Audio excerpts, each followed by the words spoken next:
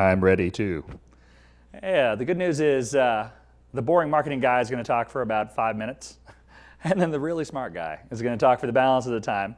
I'm going to go over basically what is the rubric we use for success stories. And the reason I'm doing that is this is now our 4th year for giving an award for Best in Show for success stories, BACnet International Success Stories. And every year we get asked the question, well, what's the criteria you use to make that determination? And actually I had a discussion in the BACnet International booth with Steve a little bit on that topic. So we figured we'd go ahead and present it once, put the rubric right on in paper, and then just make it available on the BACnet International website in video and paper format so that if there were any questions about it, everybody's on a fair playing field and knows exactly what we're looking for. And then I'll give an example of a previous success story that met all that criteria. Didn't happen to win that year, but did meet all the criteria. And then I'll turn it over to Dr. Steve, and he's going to go deep into what might be one of the future success stories, but is a successful BACnet integration story.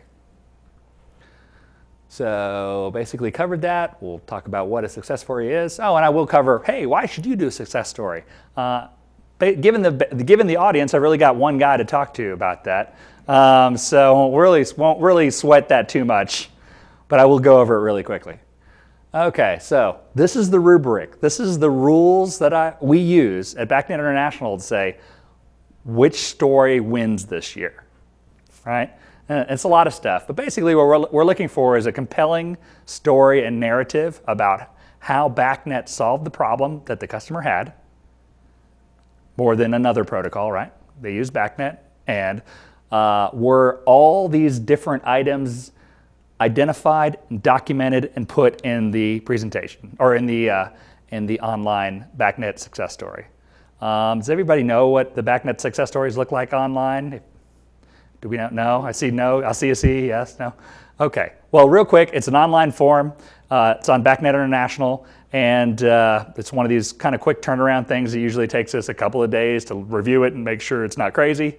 And then it's a permanent record of your success, of a successful project. So it's usually put in by BACnet manufacturers such as Johnson Controls, Automated Logic, Siemens, Honeywell, those type folks. Sometimes it's put in by government agencies. Occasionally it's put in by universities. Cornell University put in a BACnet success story because they had a great BACnet job on one of their facilities, one of their buildings. So that's what it is, just an online record of the successful project.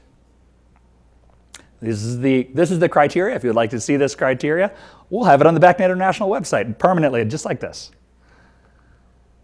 And then this is an example of one of the really close ones that did not win one year. But I found this one. This one happened to be my favorite, which is why apparently slapping the mic's bad call. Got it. One of my favorite. It was the Kuwaiti Oil Company. This was a really, really neat, compelling story. Had some great photos of the guys, though they look really serious down here. Some great photos of the site. Great photos of the system. Great documentation on how they laid out the system and the architecture and what the wins were for the customer.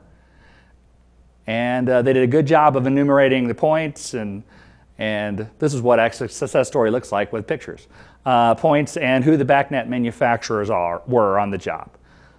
So that's what we were looking for. And along with that, there's a narrative, usually 4 or 5 paragraphs about how they solved the problem. And this one was close to winning, but didn't win. But it still was my favorite. That's why I picked it to show as an example.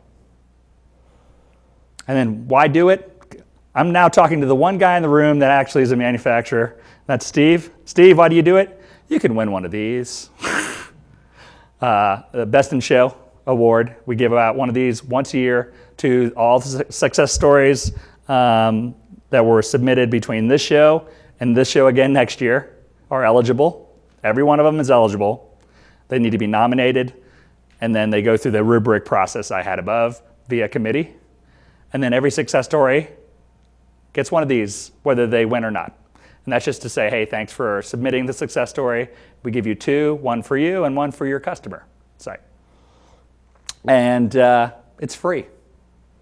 It's online. It's a permanent record that you have successful story. It's on a third-party website. It's not you talking about a successful project on your own website. It's you talking about a successful project on BACnet International's website. So it adds a little bit of level of credibility, and we vet it. We look at it. We validate it, and we have occasionally, twice now, pulled one down because somebody else contacted us and said, no, that was not a successful story. We arbitrated it, figured it out, and pulled it off. So it needs to be a successful story if it is on this site. And now I'm going to turn it over to Dr. Steve, and Dr. Steve's going to talk about his project, or a project in Orlando, which was a great success.